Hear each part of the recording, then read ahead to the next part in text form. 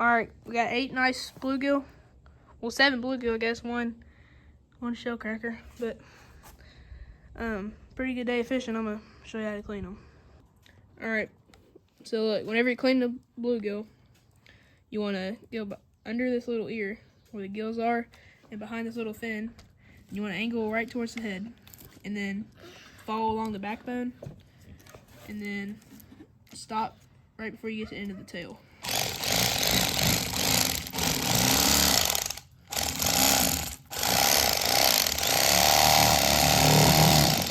You stop, so you can flip it over, and then just shut down, stay right above the scales.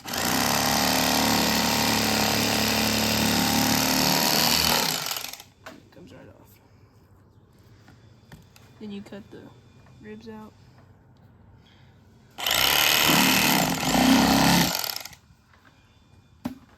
And then nice bluegill fillet.